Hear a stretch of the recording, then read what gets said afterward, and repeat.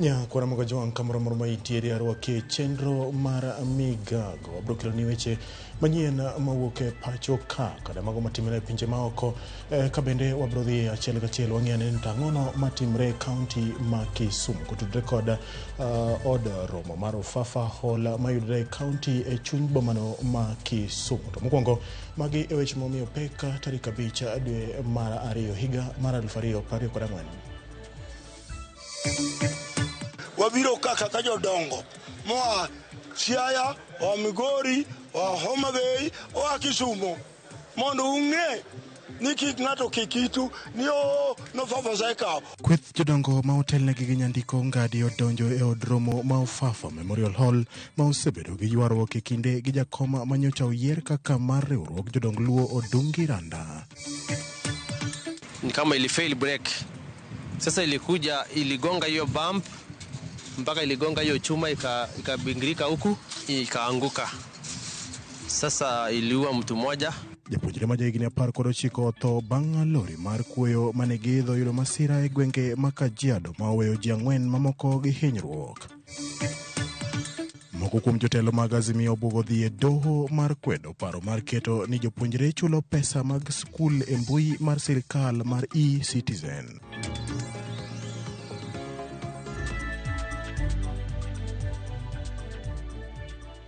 Machiegni nya kwa Ramogi joang inyalo tudri kod namba mar 236 kata tuta marwa @RAMOGITV KE @James Opondo Sina. Bende wantiere achiel kachiel kokalo mbui marwa mar Facebook achiel kod Twitter. Machiegni nyinga en James Opondo. Jolupo moko adeko yange ni owito ngimagi e okenge mopogore e kinde mane gidhi nyime gi chenro mag lupo e giko dirani e nam Lolwe gi kaunti ma Homa Bay. Ariyo kuom jolupogo ne otho e kinde mane gidhi nyime gi chenro mag lupo e kar chung' od bura ma Suba South, ka achiel to ne owito ngimane odhiambo manyoro e kinde mane odhi luokore e nam Lolwe e dhowath ma Sare e kar chung' od bura ma Suba South. Jalupo Paul Otieno ne owito ngimane bang' lwar ka wuok e yie e kinde mane odhi lupo e gwenga mag Kadem, ka nyawadgi George Otieno malupo e dhowath ma Osire bende ne olwar e pi bang' yamo loko yiegi e kinde mane gidhi nyime gi chenro mag lupo. Jakom dho wedhe ma Homa Bay Edward Oremo oywak kalore gi masiche mag nam ma okoni odwa jimbore e nam Lolwe ma okoni ikelo gi rem mag jolupo rwako life jacket. Masari Paul Otieno nyicho wito ngimane kadhi manyo dek Kadim, to kendo e gweng' achiel ma Osiri George Otieno nyicho lware nam gi joma moko kayamo loko yiegi. Kendo kibire gweng' ma Mbita kamiluongo ne Oyoga bende ng'ato miluongo ne Moses Ngigi nyo wito ngimane ka odhi e nam mondo giluokre gi jowadgi. Jolupo mok tin na dek e masiche kada thoge mag nam. Mani nyiso ni nitie mbekni moro matin ma nitie dho wedhewa e siro weche mag safety kaluwore gi kaka ji onego timie nam. Mani kela e golo siem mager ahinya ne jokombewa manitie dho wedhe duto mondo ne ni onge jalno moidho ni dhi nam ka ok orwako life jacket kendo ka ok obedo e yie ma ngimane ok ongohore. Bende mani kela e kwayo kikundiwa mar Kenya Coast Guard Service ni mondo gi up their socks matin mondo wang'e ni wa enforce gimiluongo ni safety mantie nam, nikech safety ok wanyal compromise. Mondo bende giketie gi establish kamiluongo ni Safety and Rescue Center, particularly kuma yembe pekie machalo Gwase, machalo Suba South, machalo Mfangano, machalo Mbita, to kata mana Rachuonyo manitie ma is infested gi water hazard bendo bedie gi Safety and Rescue Center manyalo respond ne calamities aina ma koro jawathogo gi. Kaudhi e kaunti ma Kisumu ni kweth jodongo ma otelnegi gi jaduong' nyandiko ngadi kawuono odhi achiel kachiel nyaka yud romo ma Ufafa Memorial man Kisumu. Nyandiko mane otel gi kweth jodongo ma sire lwedo kod josiasa ma otelnegi gi odowidi oyawo dhod Ufafa kendo donjo mag chusei e bug welo. Odno mar Ufafa osebedo ka ilaro e kind kweth mar nyandiko ma yango ni en e ker mar Luo to kod Odungi Randa ma nyocha bende osidh kaka ker mar Luo. Nyandiko owacho ni en owuon ema en kod oboke mar apis jandika riwruoge kendo ok obi dok chien.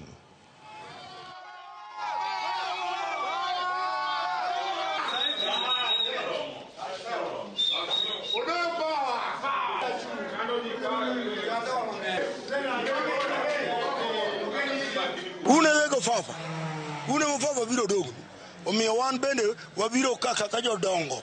Moa Siaya, o Migori, o Homa Bay, o Kisumo. Mondo ung'e ni kik ng'ato kikitu ni no Fafa saikaw. O Fafa los maber gi joluo.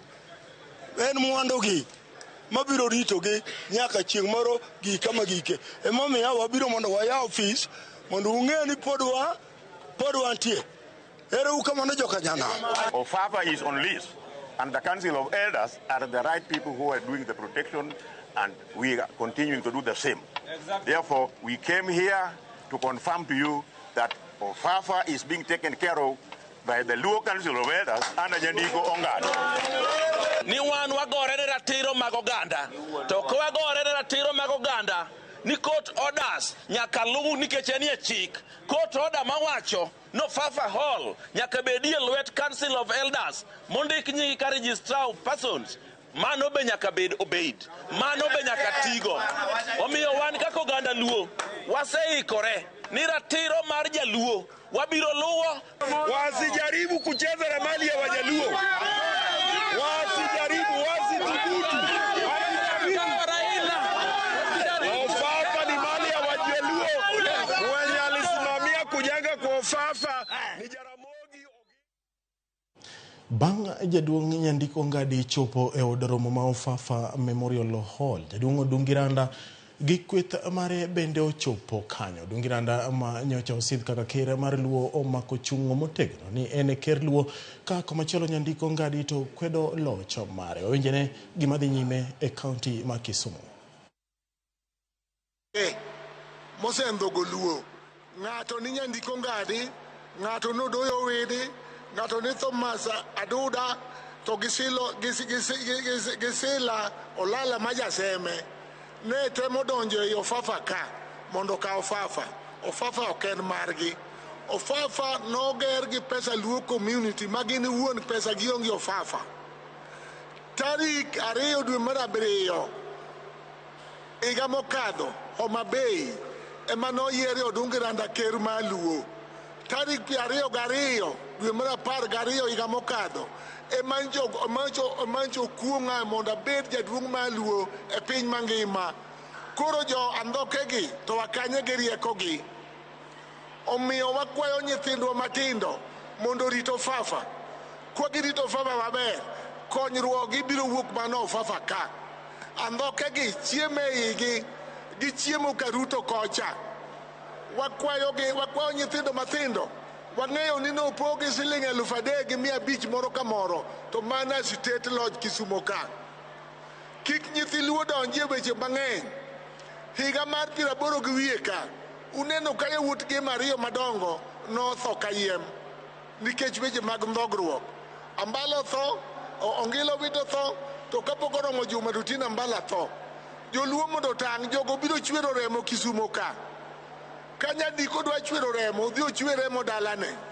Achaka kwayo mine modagi Nyandiko gi mine mogichi Olala mondo kwer joma gidagogo. Giketho nyithindgi kendo giketho utegigo. Oganda Luo ok bi yie na ndhoke mondo bi ondhok Joluo. Jaluo en gimoro achiel. Jaluo riwore Agoto Diado nyaka Meoro nyaka Waradho. Okuma giae ka gidwa chiemo kocha to gichiemo achiema ok wamono gichiemo kuma gichiemeno. Joluo nyocha makadhoni e kalang'o dhi onego Luo nyakach ka. Ang'o miyo jogi dwa chwero nwa remo kende e piny?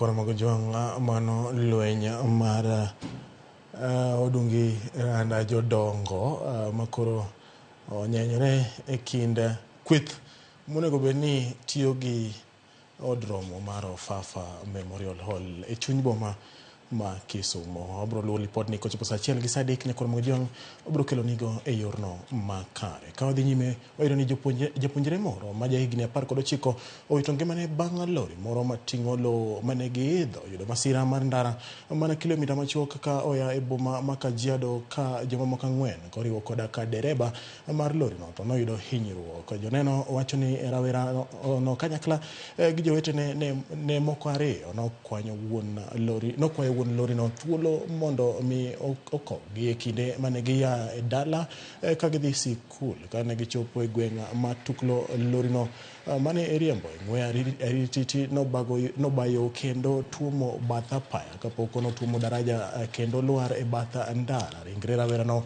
nogoli kar masirano kendo noteri kar kano ringre joma otho ma Kajiado Referral Hospital.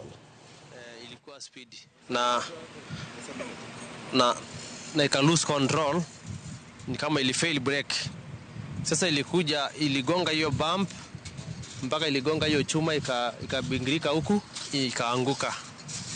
Sasa iliua mtu mmoja, lakini wengine walisurvive. Tunawaambia madereva pia wakuwe waangalifu kwa sababu hizi malori yenye zinabeba mzigo saa zingine huwa madereva wanachoka, alafu wanapea matanboy waendeshe. Sasa unajua saa zingine wengine hawako qualify, ndio maana sometime wana cause accident. Jatend piny Kenya William Ruto obago romo gi jatend piny ma Poland Zeja Duda e kar jota mar jatend piny e boma ma Nairobi. Ruto noroko Duda e kar jota mar jatend piny okinyi ma kawuono bang' minode chopo e pacho ka odhiambo manyoro ne limbe margi mar ndalo ariyo. Igeno ni gidhi twak gi jofwambo bang' romo ma kamano. Jatend piny mar Poland osebedo ka limo pinje mag Afrika ka bende igeno ni obiro limo piny mar Rwanda kod piny mar Tanzania bang' wuok e pacho ka jatend piny Kenya William Ruto dhi wuok e pacho ka kawuono ka dhi limbe e piny mar Japan.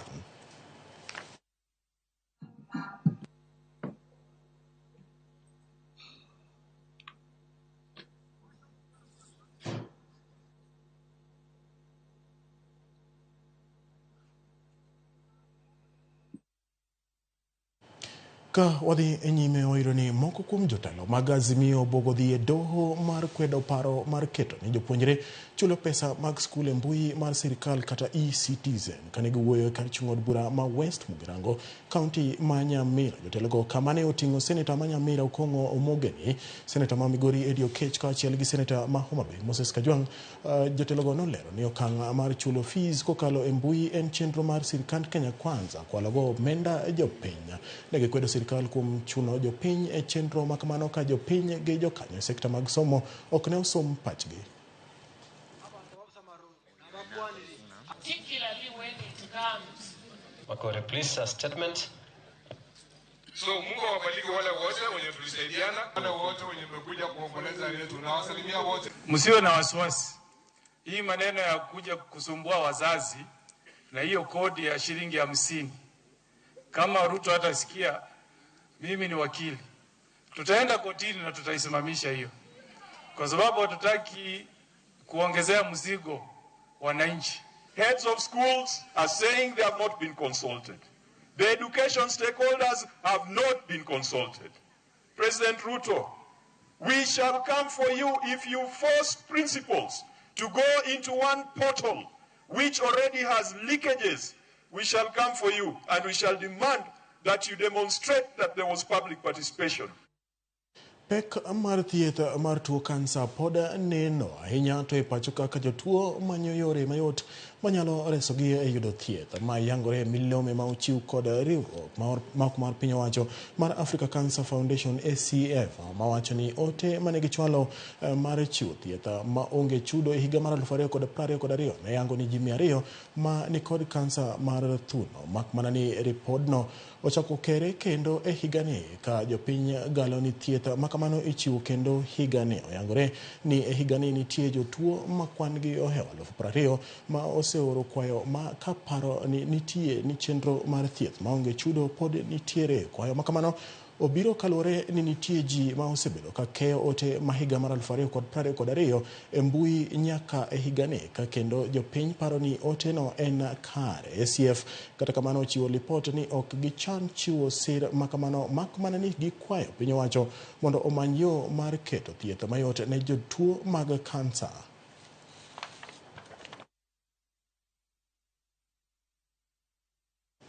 Jatend Migago mar thieth e kaunti ma Garissa Ahmed Nadhiro koni gimedo timo nonro ewi kansa mar duol kod mar duong' joma chuo e kaunti no. Nadhir mane loso e kaunti no e kinde dhialo nyasi mar kedo gi kansa koni bedo ni puonj onge, jimatin kende ema bedo gi ng'eyo mar chopo yudo pim gino mamiyo jotuo mag kansa medore e kaunti no. Nyaka sani gikoni giseketo kenge ma idhi tigo neno ni ji mathoth oyudo pim kapok odeko. Piny Kenya kansa mar duong' chuo ema otelo e kind kansa mamako joma chuo.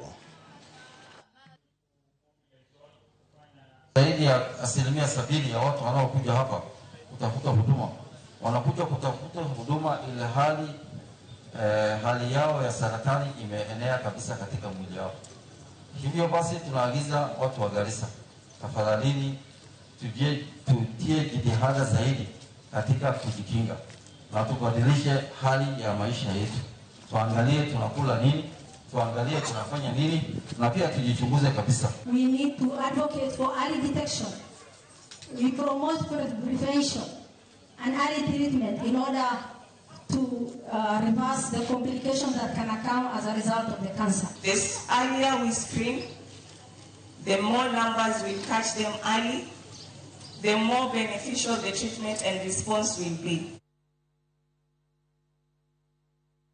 Ya kwa mgojonga na kao yu ma dude kapoka dhia yu na no kacha wote we Facebook marwa Dennis Omolo wachoni oneno Migago ka owuke boma ma Eldoret kendo wachoni thoe mapile ka pile gi mako odho ka Linet Ongonga wachoni oneno Migago yorno malera yuni nyar kindo wachoni oneno Migago yorno ma ber. Geoffrey Onditi wachoni joluo modenyo timne maracho manade ni mano kotudre koda report mawuok no e county ma Kisumu kotudre koda ywaruok ma timre Ofafa. Ruth Nyathi Ochieng wachoni awuoro kaka siasa manono odhuro kaluo wach ma Ofafa ni tek manade neno Migago ka antiere umoja. Jafeth Wuode Ligala Ochieng wachoni nuno Ramogi TV kod Archbishop Afri Maloba, Assistant Archbishop Alois Maende,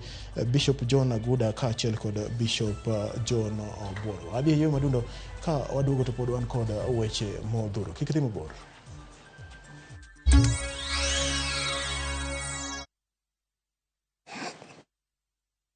Royal Mabati Super Brand Factory. Dukani mar nyiepo achiel kende manengo gore piny kendo rang'iny mamalo mag mwandu goyo witado yudore duto. Yud offers ma wan godo sani. Chula tamalo 40, iyud mwandu molos sano, iywe mos ka irito mondo wakelni nono maonge chudo nyaka e dhot. Limbado ma Kisumu, Manjit House, apaya ma Accra Street, momanyore kod Paul Mboya Road. Gochnwa e 0722 63 83.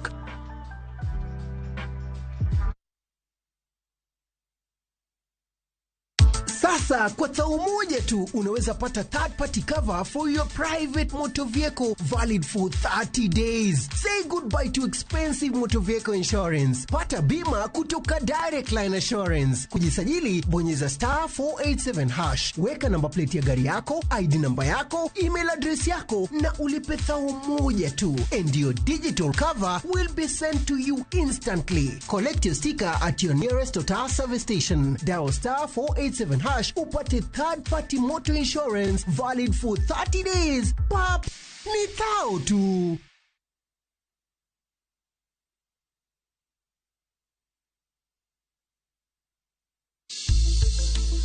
Riwri kodwa kiny e penj laktar. Wadhi bedo kod jalonyo weche mag wang' Jack Jalango mar Equity Afya Kisumu CBD kod Kondele ka wawuoyo e wi neno mar wang' mani piny. Mana e penj laktar Sapar Gari Odhiambo kik bai.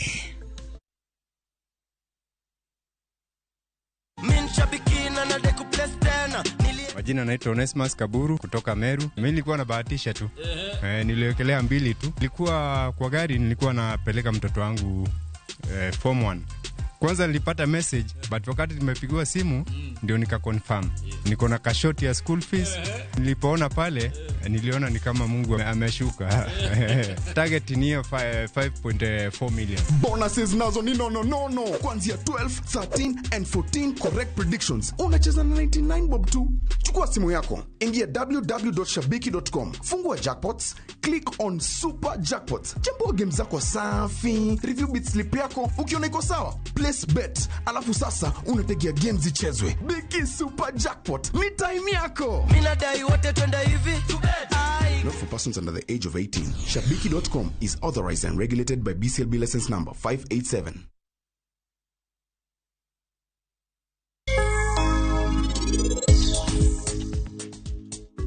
Apani nitie gima rach madhi timore. Nyalo bedo ni koro nyithinda dwara. Koso nitie gimoro machando gi yawa. Kapo ni mehero ok nyal chope do wang'sa, gik mang'eny biro kethre. Ung'eyo maber ni bang' pach manaf duogo gi sani, en obro dhi ir meher mokwongo. Returu. Vicky, akwayi winjane. Aseluongo polisi. Vicky, wadwa ritgi. Ritgi, an gi gimoro malong'o madwadhi timo. Vicky, Vikram ok en nyinga. Airtel 4G, my friend, ni kama oxygen. Make Chaguo smarter with Airtel. As we continuously expand our network, enjoy 1.2 GB at 20 bob. Dial *544# or use my Airtel app. Airtel, a reason to imagine.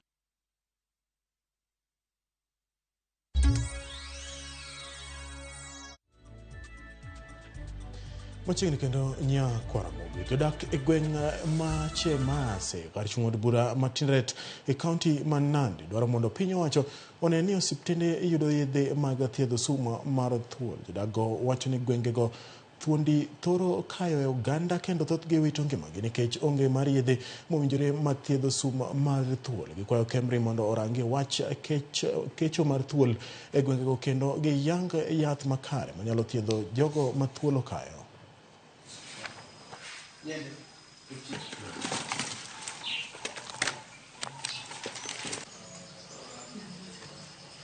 Malaria mingi, kuna manyoka, naweza uma mtu hapa, lakini nataka tuombe hata Nandi County government atupatie dawa ya nyoka hapa iwe karibu hapa, kwa sababu challenge niko mingi hapa. Tuko na madaktari ambaye hawezi kutosha kufanya kazi. Tungeomba county government naye, kwa sababu hiyo hawezi andikwa na kampuni. County government ndio anafaa kuandika na madaktari. We usually get around 10 cases of snake bites per month, and they usually come from within this area, and it's quite a challenge because we have to ferry to refer the patients to Nandi Hills County Hospital where they are usually sorted out. But if we could get the anti-snake venom around, we would reduce the number of referrals we'll be referring to Nandi Hills and any other facility, or also it will also deter deaths. We are sending an appeal to researchers like Kemri to set up a research center here to research about the types of snakes, the common snakes around here. The hospitals usually receive snake bites. We are trying to discuss with the Karebe Gold Mine Management to see if we can supply the hospitals with anti-venom. Miche gi miche mag rawere ma e gwenge mag Nyaribari Masaba e kaunti ma Kisii yudo puonj e wi thuolo mag tije kod thuolo mag somo e pinje maoko kaka yor kelo dongruok e kind oganda ma odak e gwengego. Chenrono okel kanyakla gi jokanyo e sekta mopogore opogore maya e piny Amerika kod jokanyo e riwruoge mamoko. Chenrono noyuore gi rawere ma osetieko sombgi mar klas 12 ka rawere moko manoyuoro e tiegruogno makamano gin mago ma osetieko tiegruok magi to pod onge kod tije malong'o. Jiw rawere go mondo kik donji tiyo gi yedhe mamero ji nyaka e sechegi rawere maromo 50 oseyudo thuolo mar dhi e sombgi maoko. People from 4 leavers, those who are in college, graduate students, to share information about opportunities that is existing in the United States of America specifically. Later students traveled last month, and they are undergoing full studies in the U.S. under full scholarship. So we are motivated by those students who have been successful to travel to the U.S. through our program, and we intend to do this more and have more students access that information and access those opportunities to go and help themselves. My message is that youths must learn to be proactive even as they get this information in their own way, developing their own personal leadership skills, community service, continuous personal development, seeking for information. Serve the community. Find ways to serve your church, your community, your people, because service to humanity is service to God. Lack of exposure has put most of our young people in danger. So instead of having idleness in the community, this was a wonderful opportunity and a wonderful... Jochiw thieth ang'wen e osiptal ma Weche undanyi e kaunti ma Taita Taveta ochungie tich ewi mago matudo gi tho mar nyathi ma ja ndalo 11 Andrew Mwasani manonyuolie osiptandno kendo nong'ad bade makorka achich matimore mana ndalo machuok kende bang' familia mare dwaro ratiro margi kotenore gi ng'eto mar bad nyathino kakoro gikwayo jatend migawo mar thieth e kaunti Gifton Mukaya mondo okaw ondamo mowinjore e rango weche mag thieth masani koro okethore e gwengego.